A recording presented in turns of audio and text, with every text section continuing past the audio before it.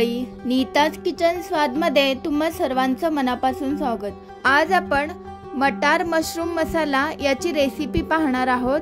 ही recipe अगदी झटपट आणि सोप्या पद्धतीने बनवलेली आहे। चला तर लगेचच रेसिपीला सुरुवात करूया। मशरूम मटार मसाला बनवण्यासाठी 200 ग्राम मशरूम साफ करून घेतलेला आहे। मशरूम साफ कसं करायचं याची व्हिडिओ ऑलरेडी अपलोड केलेली आहे। अर्धी वाटी मटार घेतलेला आहे, फ्रोझन मटार घेतलेला आहे इथे मी। एक बारीक चिरलेला टोमॅटो, 2 बारीक चिरलेले कांदे, लाल तिखट, काश्मीरी लाल मिरची पावडर, हळद, आलं लसूण पेस्ट, कढीपत्त्याची पानं आणि चवीनुसार मीठ। भाजी बनवण्यासाठी कढईमध्ये 2 पळी तेल घालूया। तेल चांगलं गरम झालेलं आहे। आता तेलामध्ये बारीक चिरलेला कांदा घालायचा आहे।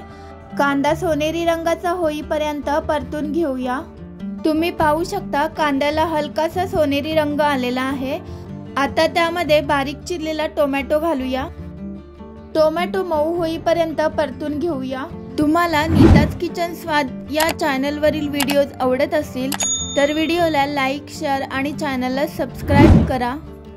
टोमॅटो आता मऊ झालेला आहे। आता आपण पावडर मसाले घालूया। पाव चमच हळद, 1 चमच लाल तिखट, 1 चमच काश्मीरी लाल मिरची पावडर, 1 चमच आलं लसूण पेस्ट। सर्व मसाले परतून घेऊया। 2 मिनिटभर मसाले चांगले परतून घेतलेले आहेत। आता 5 ते 6 कढीपत्त्याची पानं घालायची आहेत आणि फ्रोझन मटार घालायचं आहे। मटार मसाल्यांमध्ये चांगलं परतून घ्यायचं आहे।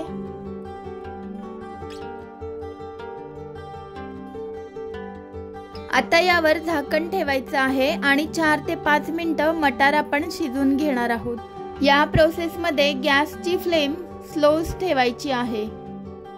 4 मिनिटांनंतर मी झाकण काढलेलं आहे।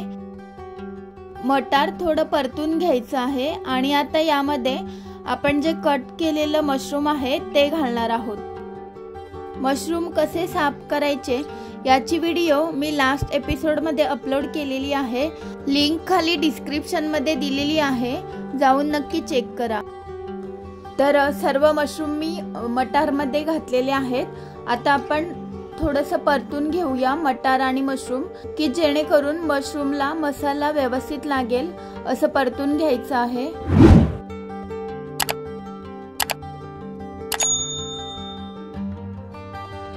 यामध्ये आता 2 चमच कांदा खोबऱ्याचा वाटण घालूया।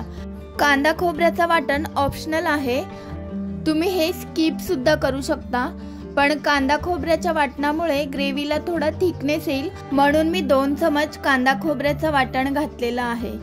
हे मी भाजलेल्या कांदा खोबऱ्याचं वाटण घेतलेलं आहे। आता यामध्ये चवीनुसार मीठ घालायचं आहे। मीठ घातल्यावर थोडंसं परतून घेऊया। भाजी छान परतून झालेली आहे। आता आपण त्यावर थोडं झाकण ठेवून वाफवून घेऊया। 4 ते 5 मिनिटांनी मी झाकण काढलेलं आहे। भाजीमध्ये आपण पाणी घातलेलं नाहीये आणि भाजीला खूप छान अशी ग्रेव्ही तयार झालेली आहे। तर आपण थोडं मिक्स करून घेऊया। हे मशरूम चांगलं शिजलेलं आहे। मशरूम शिजायला जास्त वेळ नाही लागत। 4 ते 5 मिनिटांमध्ये मशरूम व्यवस्थित शिजलं जातं। आता आपण यामध्ये बारीक चिरलेली कोथिंबीर घालून परतून घेऊया।